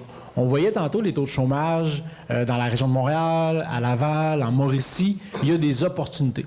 Nous, étant donné que c'est le plein emploi, on a un taux de chômage bas, on a quand même une rareté de main-d'œuvre et il faut chercher des bassins de main-d'œuvre. Comme il y a des contraintes de plus en plus à l'immigration, il faut regarder autour de nous. Donc, je pense qu'il y a une opportunité du recrutement hors région d'aller chercher dans ces bassins-là des travailleurs potentiels. Mais également, il faut travailler sur la rétention. Sur la rétention à l'intérieur de vos organisations pour vous assurer, premièrement, que vos équipes demeurent, parce que remplacer des ressources, c'est difficile, ça prend du temps, ça a des coûts. Donc, autant au niveau de la productivité qu'au niveau des coûts, au niveau des ressources humaines. Donc, il faut travailler sur la rétention des employés. Par la suite, regardez dans vos environnements d'affaires. Peut-être que votre meilleur recruteur, c'est votre employé à l'interne de votre organisation qui, lui, peut regarder dans son réseau et aller chercher des ressources. Donc, on va vraiment travailler dans la prochaine stratégie à s'assurer, oui, du recrutement en région, mais également à travailler sur la rétention, autant au niveau des gens, parce qu'il y a des gens qui sont ici, qui s'établissent ici, autant au niveau des travailleurs temporaires que des étudiants. On en parlera tantôt. Mais à la blague, on ne peut pas faire un mur au parc, mais on peut quand même travailler pour que les gens d'ici restent ici. Oui, on va revenir avec les jeunes tantôt. Richard, c'est un plaisir de te rencontrer aujourd'hui. C'est une découverte pour moi. Oui, Merci beaucoup d'être là. Suite au succès du Salon MAMU, puis je pense qu'on va tenir la 4e édition ici dans la région au mois de mars. As-tu les dates? Oui, au mois de mars, le 19-20. Hein? Donc, c'est un prochain rendez-vous. OK, oui. C'est bon. Parle-moi des stratégies pour accroître la population des Premières Nations dans nos entreprises régionales. Oui, mais avant d'arriver à cette question-là, je suis ici en remplacement de Jamie Hull, qui s'est préparé pour ça. Je la remplace à pied levé, parce qu'elle s'est cassé un pied. Donc, mes excuses pour la préparation. Là. Oui, en fait, pour la CDRH-PNQ, je dois vous dire, on est la référence en employabilité puis en formation. C'est pas un avantage d'avoir une Première Nation pas seulement un avantage d'avoir une Première Nation au sein de votre force de main-d'œuvre. C'est une richesse parce que les services de la CDRH-PNQ, on forme, on réalise des rêves, on prend la Première Nation et on l'amène à devenir une force ouvrière dans vos entreprises la plus inspirante, mais aussi la plus adéquate possible. Et on continue la formation, puis on aussi des programmes d'accompagnement aux entreprises. On forme les entreprises à accueillir les Premières Nations au sein de leur main-d'œuvre, et aussi on les assiste avec la sécurisation culturelle et tout ça. Donc, c'est un avantage pour ça. Je dois vous dire que, oui, on fait un forum ici au mois de mars, mais la CDRH-PNQ représente un potentiel immense de main-d'œuvre. C'est-à-dire, on représente 27 communautés. 27 communautés, c'est environ 75 000 personnes, mais il y a des chiffres très probants là-dedans. 62 200 main-d'œuvre potentielle, c'est-à-dire entre 15 ans et 50 ans, qui sont disponibles pour le marché du travail. Madame Emna parlait de l'immigration. Il y a pas longtemps, on voyait des autobus partir de Val-d'Or puis s'en aller à Montréal pour chercher des immigrants à l'aéroport, mais passer en avant de 4 communautés, là, 4 communautés qui avaient une force potentielle. Juste dans la région, on a à peu près 6 200 personnes potentiellement... oui, merci. Merci. Il y a environ 6 200 personnes qui sont disponibles présentement. Vous savez, dans le financement des étudiants, l'année passée, 121 étudiants qu'on a gradués. Ici, il y a 36, à l'heure actuelle, il y a 36 Premières Nations qui sont inscrits dans des DEP qui sont prêts à aller sur le marché du travail. Vous savez, c'est des chiffres incroyables pour cette région-ci. La CDRH-PNQ, non seulement représente 27 communautés, mais gère une entente fédérale qu'on appelle la stratégie urbaine. On a on a ouvert récemment le 5e à Gatineau, 5e centre. Et je vous annonce qu'on va en ouvrir un probablement à l'automne, ici à Chicoutimi. Donc, il y a des besoins. Oui. Il y a des besoins. On est là pour combler les besoins. On est là pour assister aussi les entreprises à accueillir cette main-d'œuvre-là. Merci, Richard. Une chance qu'il n'était pas prêt. Puis, on avait tout l'air à manquer d'eau. Sérieux, de loin. En tout cas, c'est arrivé. Merci pour le verre d'eau. Patrick, visage bien connu de la région. C'est un plaisir aussi de se revoir. Bonjour. Patrick, comment Ubisoft et la filière numérique va contribuer à développer et retenir les talents dans notre région? Puis surtout, là, on est face vraiment à la compétition avec le milieu urbain et le milieu rural. Donc, juste nous en parler un petit peu dans tes stratégies. J'aime ça que vous parliez de compétition avec le milieu urbain, parce que nous, on juge qu'on est une alternative, pas en compétition avec le milieu urbain, parce qu'on offre quelque chose de complètement différent. Super. Donc, Ubisoft, nous, ça fait 7 ans maintenant presque qu'on est sur la racine. On n'est pas la seule entreprise numérique, par contre, là, ici en région.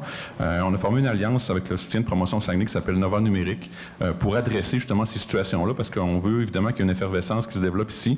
On a l'ambition avouée, le groupe Nova Numérique, créer plus de 1000 emplois dans le numérique technologique ici en région dans les prochaines années. Donc, c'est ambitieux. Puis pour ce faire, on a dressé quelques constats. Puis le premier constat, vous l'avez mentionné, c'est que, on ne doit pas se compétir entre nous. Donc, on a une espèce d'entente tacite entre les modes d'entreprise de la région où on ne fait pas de démarchage actif entre nous. On affiche les postes, évidemment. Les gens sont libres d'appliquer, mais il n'y a pas d'agressivité entre nous. On veut vraiment travailler de façon conjointe. L'autre chose, puis je reviens à la question originale, c'est que on est en région. Il y a des défis supplémentaires. Et on s'est rendu compte avec le temps que, par contre, qu'on n'est pas en compétition contre Montréal. Parce qu'on offre quelque chose de complètement différent. Si on tente d'offrir les mêmes choses, on n'est pas compétitif. Les gens qui vont choisir Saguenay vont choisir pour des raisons spécifiques qui ne peuvent pas être opposées à Montréal de toute façon. Fait que nous, ce qu'on souhaite, c'est d'aller chercher cette petite partie de gens-là qui sont situés dans les grands centres et qui ont le goût de revenir ici. Puis l'autre constat qu'on dresse, c'est qu'on veut évidemment attirer des jeunes dans la région, mais nous, notre capacité d'entreprise technologique à attirer des jeunes, elle dépend paradoxalement des gens qui ont de l'ancienneté. C'est-à-dire qu'attirer des jeunes dans nos entreprises, ça prend des gens qui ont 10, 15, 20 ans d'expérience et qui peuvent assurer un encadrement professionnel à ces jeunes-là, parce qu'on veut les faire venir, on ne veut pas que ce soit un cul-de-sac professionnel non plus, on veut qu'il y ait un encadrement, puis qu'il y ait l'impression, tout du moins, qu'ils peuvent avoir le même type de développement professionnel à Saguenay qu'ils auraient à Montréal ou à Québec. Merci, c'est super intéressant que tu enlèves la notion de compétition.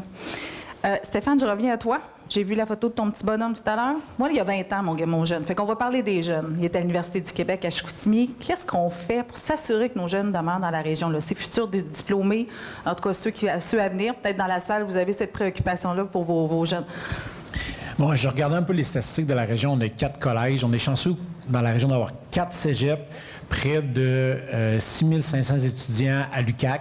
Donc, on parle d'un bassin juste au niveau postsecondaire de 13 000 étudiants par année. C'est sans compter les formations professionnelles. Donc, il y a un bassin potentiel, mais puis on voyait les chiffres tantôt des bilans migratoires négatifs. Les jeunes, au début des années 2000, quittaient la région. Oui, on a un bilan migratoire positif, mais nos jeunes, on a environ... Ton gars, on a 2, 3, 4 ans pour le séduire, pour le fait qu'il reste dans la région. Donc, on a un travail à faire avec les maisons d'enseignement pendant le parcours scolaire. Il est trop tard, lorsque le jeune sort ou la jeune sort des études, s'il n'a pas goûté à son métier, s'il n'a pas travaillé pendant ses études, un peu dans son cursus scolaire, puis je viens du secteur du détail, puis oui, je peux comprendre qu'on a besoin des gens chez Métro et chez IGA, mais ton gars qui étudie en administration, s'il va travailler pendant ses études en lien avec son domaine d'études, il va voir les opportunités d'emploi dans la région. Donc, on a un travail à faire puis même plus tôt, même lorsqu'il est au secondaire, de démontrer les possibilités d'emploi, mais lorsqu'il arrive en post-secondaire, c'est sûr, parce que c'est un bassin qui est intéressant. S'il tombe en amour avec les régions, puis ceux qui viennent de l'extérieur, ceux qui viennent étudier ici, parce qu'il y a autant des étudiants étrangers temporaires que des gens hors de la région, mais il faut qu'ils restent, il faut qu'ils s'assurent. Donc, on a un rôle à jouer. Vous avez un rôle à jouer, des entreprises, d'aller chercher, soit par des stages, soit par des offres d'emploi, soit par la visibilité à travers les maisons d'enseignement, de vous assurer que ces jeunes-là restent dans la région parce qu'ils ont appris à vivre au Saguenay-Lac-Saint-Jean, puis il y a des conditions de vie ici exceptionnelles. On est un milieu de vie attrayant. On a des bons services de santé, on a des bons services en éducation, on a des services de loisirs. La Ville fait un beau travail à Saguenay, mais également dans les autres communautés. Donc, on a un milieu de vie attrayant. Puis si nous, c'est qu'est-ce qu'on veut mettre de l'avant dans la prochaine stratégie, c'est... Puis le coût de la vie. Je veux dire, une infirmière à Montréal ou à Québec ou ici a un bon salaire, mais son coût de la vie est plus intéressant ici. Donc, on devient attractif. Donc, pour les jeunes, il faut les garder. Bien, merci beaucoup. Tu en parlais ce matin. Hein? Ma garderie est proche. Je me rappelle mon travail, c'est à côté. Donc, il y a plein d'avantages. On le sait bien. Je vous garde pour le dessert, M. Richard. Patrick, je reviens à toi. On vient de parler des milieux d'enseignement. On a des milieux d'enseignement extrêmement dynamiques. Peux-tu nous parler un peu de comment vous travaillez votre dynamique, justement, pour que les étudiants s'établissent dans la région? Oui, bien, je vais faire un peu de pouce sur ce que Stéphane disait. Puis nous, c'est pas un secret Ubisoft. Là, une des raisons principales pour qu'on a choisi le Saguenay-Lac-Saint-Jean pour ouvrir un studio. En pensée, c'était le premier studio d'Ubisoft dans le monde qui n'était pas dans une capitale ou dans une métropole, à tout du moins. Là. Donc, c'était ambitieux de faire ce choix-là. La principale raison, c'est parce qu'il y a une université et il y a un des plus gros programmes d'informatique au Québec est ici à Saguenay. Et on se rendait compte que tous ces jeunes-là quittaient vers Montréal-Québec. Et là-bas, nous, on était un des employeurs parmi d'autres, alors qu'ici, évidemment, on a le choix différent. Donc, comment on travaille avec l'université? Puis Stéphane l'a mentionné, c'est que traditionnellement, ce qu'on fait, c'est qu'il y a une foire d'emploi après ton bac, puis tu vas choisir un employeur. Ça ne fonctionne plus comme ça. On s'est rendu compte avec le temps qu'on arrivait en fin de parcours, les jeunes avaient déjà choisi un emploi. Il y a des emplois qui étaient déjà passés dans les programmes, déjà en première année pour solliciter, pour les conscientiser aux choix qu'il y avait à faire. Donc, nous, ce qu'on a décidé de faire, c'est vraiment de s'impliquer en amont du processus et d'avoir des activités tout le long du parcours étudiant avec les différentes cohortes pour s'assurer qu'on est présent et que le nom des entreprises numériques circule à travers ces groupes-là. Notre organisation, on va les voir même secondaire 4, secondaire 5. On y va vraiment d'une grande séduction. Est-ce que vous allez les voir même au secondaire ou vous attendez? On a des ateliers au secondaire, évidemment, mais on intensifie nos milieux universitaires. Puis, ce qu'on se rend compte, c'est particulièrement vrai pour les étudiants étrangers. Quand tu arrives dans un parcours ici, tu es d'une vie universitaire sur le campus, quand le parcours universitaire se termine, s'il n'y a pas de lien tissé avec la communauté, à la fois personnelle et professionnelle, ça devient extrêmement dur pour les étudiants de faire un choix de demeurer en région quand ses racines ne sont pas ici. Alors que quand il a occupé un emploi pendant ses études, quand il a rencontré des entrepreneurs, quand il a fait des expériences de bénévolat, peu importe, bien là, il y a un ancrage qui est beaucoup plus facile à développer puis à mettre en valeur. Puis, est-ce que tu es en mesure, peut-être vous trois, êtes en mesure de voir que même dans le management, votre leadership, vous devez commencer même à déjà changer vos approches par rapport à ces jeunes qui arrivent sur le marché du travail? Définitivement. En fait, nous, on a un milieu de vie qui est quand même assez stimulant chez Ubisoft. Là. On en fait une fierté, mais on est en constante adaptation parce que la diversité, elle est là, elle est présente. La neurodiversité aussi, diversité culturelle, donc on doit constamment revoir les façons de fonctionner et la façon de gérer justement cette nouvelle génération-là qui arrive sur le marché du travail avec d'autres attentes que la régénération précédente. Là. Merci beaucoup. Effectivement, sur le style de leadership, je pense qu'il faut être beaucoup plus à l'écoute de nos employés. Il faut s'assurer aussi d'être flexible, puis d'offrir des conditions. Il y a le travail-famille, il y a le télétravail. Les gens ont de plus en plus d'attentes envers leur employeur. Peut-être moins dans l'industriel, mais dans le secteur des services, il y a des attentes et il faut répondre à ces besoins-là parce que le coût de perdre un employé dans les petites organisations, dans les PME, c'est extrêmement dangereux. Effectivement. Richard, je terminerai notre panel avec toi. Comment la CDRH-PNQ adapte-t-elle ses services de dotation, de maillage, de réseautage pour répondre aux besoins spécifiques des employeurs du Saguenay-Lac-Saint-Jean? Bien, en fait, on est partout. On est partout. Quand je disais tout à l'heure, on représente 27 communautés. On représente 27 communautés. C'est 27 réalités, 27 petits gouvernements. C'est pas la même chose à Gatineau ou à Kanawake, aux côtés du Pont-Mercier, qu'à Pacoashippi. Mais au Saguenay, là, ce que j'entendais mes collègues parler ici, les Premières Nations sont des régionaux par excellence. Moi, je suis né à Gaspé. Ça ressemble à chez vous. Sans la mer, là, mais en tout cas... Juste ça. sans l'eau mort. Mais toujours est-il, on n'a pas cette prétention-là. C'est certain que les gens s'en vont dans les grands centres pour se former, les Premières Nations, mais ils reviennent. Ils reviennent en région. Ils sont attirés vers les régions. Ils veulent devenir région. La qualité de vie, c'est pas un secret. Dans la région, c'est pas comparable. Par obligation professionnelle, je suis dans Montréal maintenant. Sinon, tu serais avec nous, je m'ennuie. Sinon, je serais ici ou à Gaspé. Mais vous savez, le On a un processus... grand lac. Ouais, c'est ça. Fait pas, non? Oui, oui. Mais le processus de dotation, on fait des forums économiques, on accompagne les employeurs, on accompagne nos Premières Nations.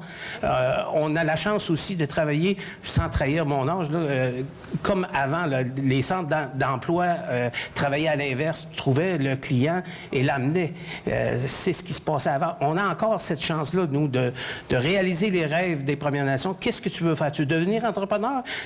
Justement, on parlait des réussites. On a des gens ici là, qui cherchaient à devenir entrepreneurs, mais ils sont entrepreneurs ici, à Chicoutimi. Un photographe, un mécanicien, on les aide là-dedans, on les accompagne. On a aussi des associations avec Service Québec où notre partenaire, on a des agents de liaison qui fait le lien entre l'entreprise et les Premières Nations et les gouvernements des Premières Nations. Donc, on est partout. Okay, merci beaucoup. Quel panel inspirant, vous trouvez pas? Merci, bravo, messieurs. Super. Alors, première question, et là, je le lis, comme ça, là, à chaud. Comment inclure les entreprises adaptées et travailleurs avec limitation dans les stratégies face aux besoins du marché du travail et aux défis de recrutement? Je pense que ça pourrait aller à Emna, hein? Qu'est-ce que tu en penses? Peut-être je peux parler en théorie, puis il y a d'autres personnes qui sont plus intéressants des exemples en pratique. Mais c'est certain que ce qu'on voit, c'est qu'il y a eu, au cours des dernières années, plusieurs politiques pour attirer les personnes. Tu veux que je m'approche comme ça? Pour attirer les personnes éloignées du marché du travail. Parce qu'on se disait, c'est des bassins de travailleurs qui sont disponibles. On parle des communautés, mais on parle aussi des personnes avec des handicaps, les femmes dans certains secteurs, etc. Mais ce qu'on se rend compte, c'est qu'au-delà des clientèles particulières, c'est qu'en général, le défi, c'est vraiment de rendre le marché de l'emploi le plus accessible possible, quelle que soit finalement cette clientèle ciblée-là.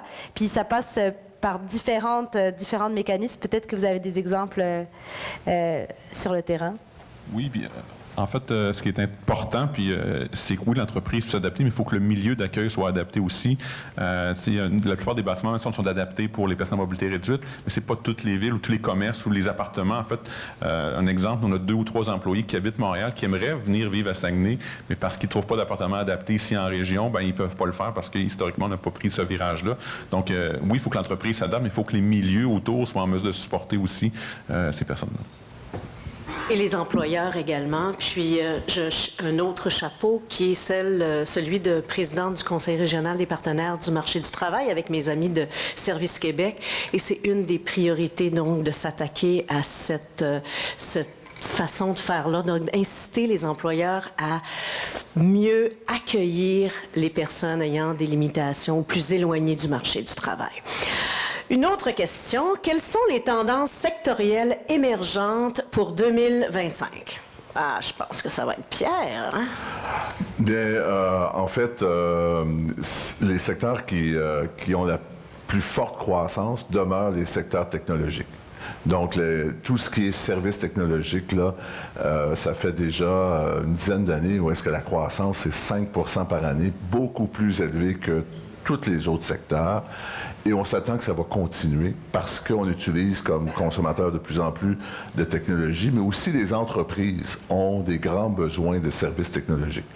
Donc, au niveau de la croissance des secteurs, secteur numéro 1, ça demeure la technologie. Autre question, quelles sont les perspectives 2025 pour l'industrie de la construction au Québec? Bien, nous, on pense que c'est très positif pour 2 raisons. D'abord, la baisse des taux d'intérêt, on le voit, ça stimule les mises en chantier, ça stimule la demande. Il y a plus d'achats et de ventes de maisons, et ça va faire en sorte qu'on va avoir besoin de construire davantage. Mais en plus de ça, tout le secteur industriel, commercial, avec les projets que nous avons au Québec, on le voit ici, le méga projet là, sur la base militaire, mais aussi des projets futurs futur d'Hydro-Québec. Donc, tout ce volet-là qui n'est pas résidentiel, qui est plus industriel, commercial, va continuer d'être très performant. Donc, le secteur de la construction, c'est un secteur qui, dans les prochaines années, avec la baisse des taux d'intérêt, va se relever, va vraiment avoir des meilleures années. Autre question sur la transition énergétique et écologique. Est-ce que notre région a assez anticipé les impacts de la transition écologique sur la main-d'œuvre et assez préparé les travailleurs à cette transition? Qui a le goût de répondre? C'est une bonne question, Sandra, mais je pense qu'on a un potentiel qu'on ignore en énergie renouvelable. On invite les gens à être à Transition verte le 26 février. Je vais faire comme toi, je vais plugger les événements de la Chambre, mais on a un potentiel. Je pense qu'il faut regarder. On a un projet éolien qui est annoncé par Hydro-Québec dans le nord du lac Saint-Jean. On a des projets également, probablement dans la Merci-du-Fjord. On va attendre les annonces publiques, et il y a également d'autres secteurs. Il y a le solaire. On a un potentiel hydroélectrique qui est déjà présent sur le territoire. Donc, oui, il faut qu'il y ait de l'écoute pour faire partie du changement. Il faut que les gouvernements nous assurent qu'on va être des partenaires. On le voit avec les Premières Nations. Les Premières Nations s'impliquent également dans le changement puis dans la volonté de développer des énergies renouvelables sur le territoire. Donc, on est au rendez-vous. Il faut juste avoir de l'écoute pour être des partenaires. Mais je peux vous mentionner que lors du rendez-vous Transition verte, il sera question de l'impact de la transition énergétique et la transition verte sur la main-d'œuvre. Il y a un atelier avec Enviro Compétences, notamment, qui est le CSMO, le Comité sectoriel de la main-d'œuvre sur l'environnement, qui sera présent en collaboration avec Emploi Québec, qui va donner des trucs aux PME pour verdir leur emploi. Autre question, puis je vais en prendre, malheureusement, je ne pourrai pas toutes les prendre. Je le sais que c'est plate pour vous, puis que vous aimeriez ça, avoir beaucoup de temps avec nos conférenciers et panélistes. Mais je prends encore 2 questions. Comment changer le vocabulaire et l'attitude de pénurie de main-d'œuvre vers un vocabulaire d'attraction et de réorganisation de la main-d'œuvre? C'est une question qui m'intéresse beaucoup parce que, en tant qu'économiste, en fait, à la sortie de la pandémie, nous, on était très réticents à utiliser le terme pénurie de main-d'œuvre parce qu'en vrai, c'est pas un phénomène économique. On n'est pas capable de dire là, c'est une pénurie, là, c'est pas une pénurie parce qu'a priori, on parle d'êtres humains, on parle d'entrepreneurs. Donc, si c'est plus difficile de recruter, on augmente les salaires, on fait quelque chose, les gens s'adaptent, les gens se déplacent, puis les gens sont pas interchangeables. Donc, le terme pénurie, même moi qui l'utilise beaucoup, je pense que ça peut être problématique. Mais je pense que ça exprimait un peu vraiment cette frénésie assez exceptionnelle qu'on a connue au sortir de la pandémie. Mais aujourd'hui, c'est ça, c'est comment est-ce qu'on peut s'assurer que les travailleurs puissent voir ces opportunités d'emploi-là, mais reconnaître aussi cette tension qui est bienvenue finalement des employeurs qui peuvent avoir plus de difficultés à trouver du personnel. Donc, je ne sais pas si c'est une réponse, mais je partage l'ambiguïté sur le terme. Avant la pandémie, on nous demandait de parler de rareté de main-d'œuvre. Et après ça, on nous a demandé de parler de pénurie parce qu'on avait glissé vers la pénurie. Peut-être qu'on pourra reparler de rareté de main-d'œuvre dans un avenir rapproché. Dernière question, puis je pense que c'est Pierre qui va y répondre. Pouvez-vous commenter sur le niveau d'endettement des ménages et des entreprises canadiennes par rapport au PIB? Le Canada a des ratios dans les plus élevés. Oui. En fait, je vais commencer par les ménages. C'est vrai que notre taux d'endettement est élevé, mais la bonne nouvelle, c'est que au Canada et au Québec, la grande partie de l'endettement, c'est des hypothèques. Donc, c'est un actif. C'est pas comme si on avait été olé puis qu'on avait gaspillé notre argent.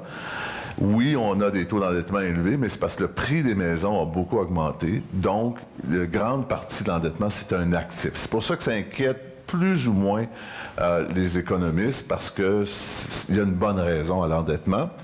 Ce qui nous rassure aussi, c'est que le marché du travail est très bon, très solide. Donc, quand les gens ont un emploi, même si le taux d'endettement est élevé, c'est pas si grave. Et là, les taux d'intérêt vont baisser. Ils ont commencé à baisser. Donc, ça va avoir, le taux d'endettement va avoir moins d'impact sur les ménages.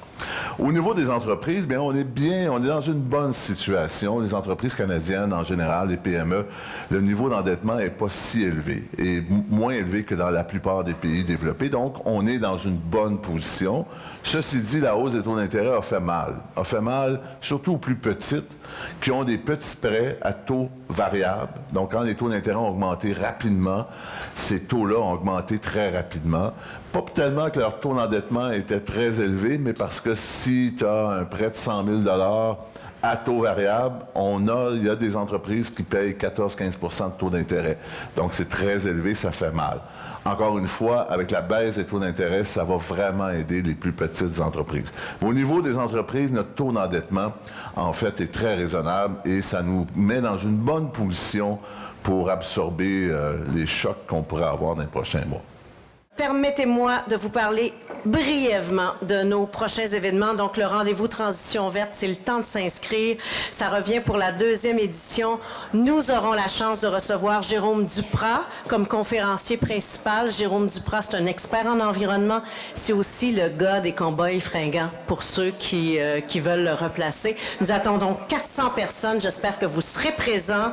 Donc, vous pouvez vous inscrire. Également, notre prochain rendez-vous économique portera sur le défi de l'intelligence artificielle et l'impact sur la main-d'œuvre également. Il se déroulera le 10 avril prochain. Je vous souhaite une excellente journée et une excellente année économique 2025.